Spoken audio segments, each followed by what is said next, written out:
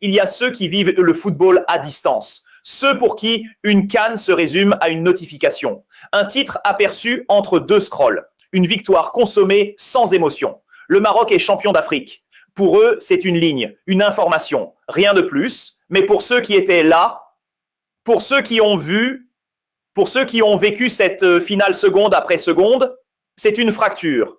Parce que la réalité, elle est double, violente, presque irréconciliable. D'un côté, une vérité administrative. Oui, aujourd'hui, le Maroc est officiellement champion d'Afrique. 3-0 sur tapis vert. Les bases de données l'affichent. Les archives l'enregistreront. L'histoire, peut-être, le retiendra. Mais de l'autre, il y a la vérité du terrain. Celle que les yeux ont captée. Celle que le cœur refuse d'effacer. Un stade, un match, un but encaissé, une défaite vécue. Et ça, aucun communiqué ne peut le réécrire. Alors forcément, une fracture naît. Entre ceux qui célèbrent et ceux qui n'y arrivent pas, entre ceux qui brandissent le trophée et ceux qui baissent les yeux. Et au milieu de tout ça, une émotion brutale, presque honteuse, la jalousie. Oui, la jalousie de ceux qui ne ressentent rien, de ceux pour qui cette victoire a le goût simple et immédiat du succès. Parce que quand on aime profondément le football, on ne célèbre pas un mail, on ne vibre pas pour une décision administrative, on célèbre des buts, on célèbre des exploits, on célèbre le terrain.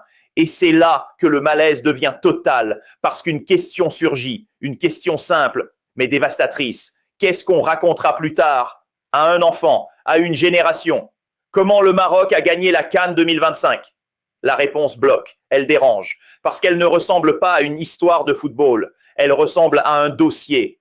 Derrière le tumulte des réseaux, derrière les cris des supporters, le chaos continue de se déployer comme une onde de choc qui refuse de s'éteindre. Les images s'accumulent, les vidéos circulent et chaque plan amplifie la tension. Les réactions se succèdent, parfois mesurées, souvent passionnées, et certaines déclarations viennent piquer, résonner comme des coups de tonnerre. Du côté sénégalais, un message clair s'élève, simple mais lourd de sens, un trophée se gagne sur le terrain.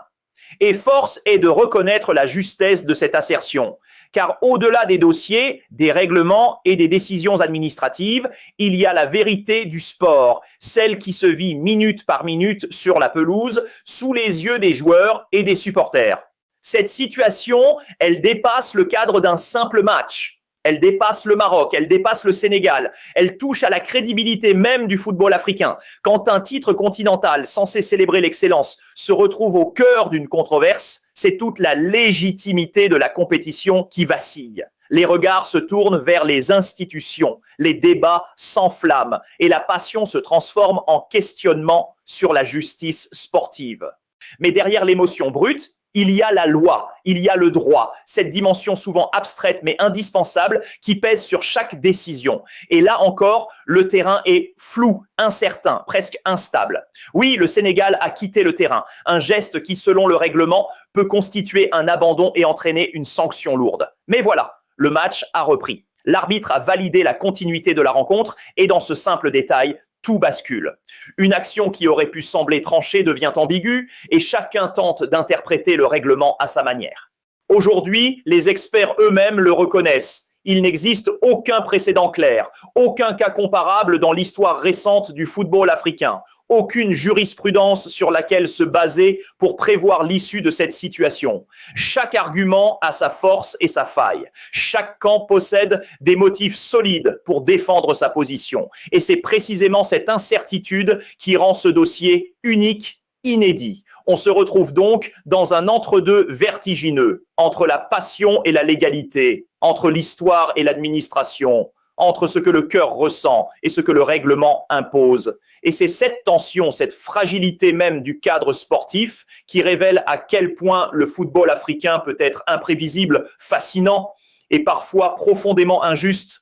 C'est un moment rare, historique, où le sport devient miroir de la société, reflet de la complexité et de la profondeur des émotions humaines. Et dans ce tumulte, une évidence s'impose. Peu importe la décision finale, cette CAN 2025 restera gravée non seulement pour ses buts, mais pour l'histoire singulière qu'elle a créée. Et maintenant, tous les regards sont braqués vers une seule et unique instance, le tribunal arbitral du sport, le fameux TAS.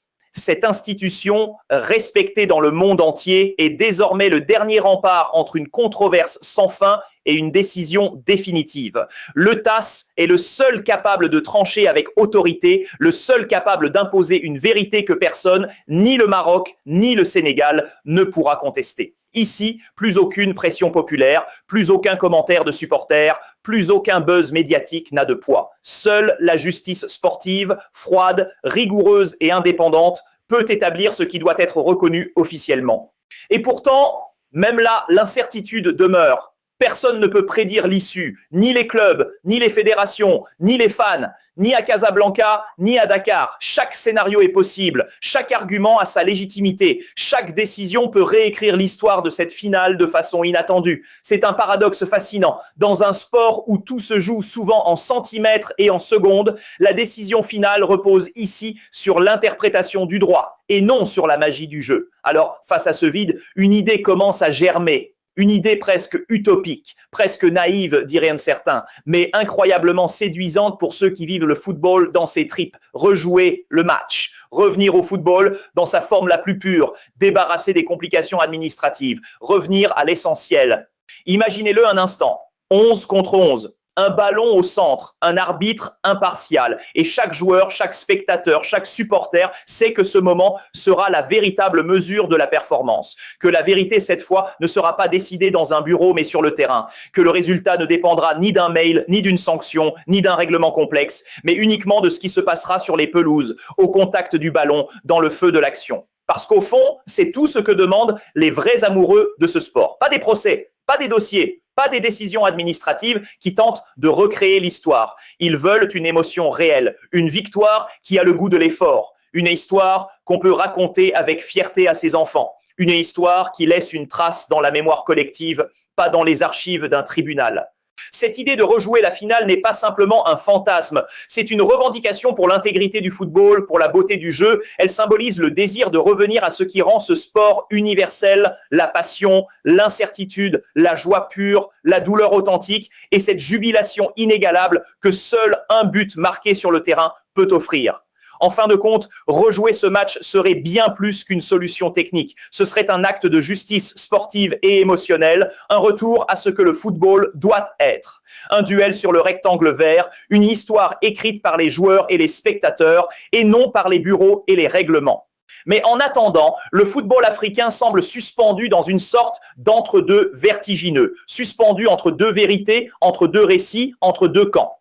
Le terrain, si souvent lieu de certitude et de célébration, est aujourd'hui un espace flottant, où les souvenirs et les statistiques s'entrechoquent, où la passion se heurte à la réglementation, où la mémoire collective se débat entre le vécu des yeux et le poids des décisions administratives. Au milieu de ce tumulte se trouvent des millions de supporters, des hommes et des femmes qui vivent cette CAN 2025 comme personne ne l'avait imaginé. Certains oscillent entre la fierté et la frustration, entre l'euphorie et la colère, entre la joie et l'incompréhension. Chaque notification sur les réseaux, chaque image partagée, chaque commentaire lu ou écrit amplifie ces sentiments. Les émotions sont exacerbées, comme si le cœur de tout un continent battait à l'unisson, mais au rythme chaotique d'une équation sans solution immédiate.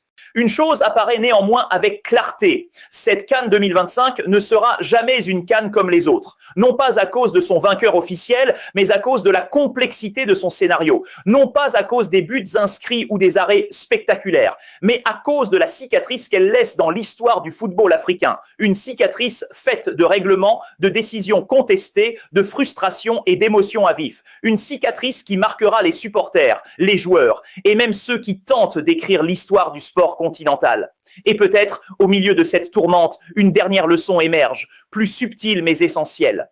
Au-delà des débats juridiques, au-delà des tensions et des rancunes, au-delà des enjeux politiques et administratifs, ce n'est que du football. Une vérité simple, presque déconcertante, mais qui doit être rappelée.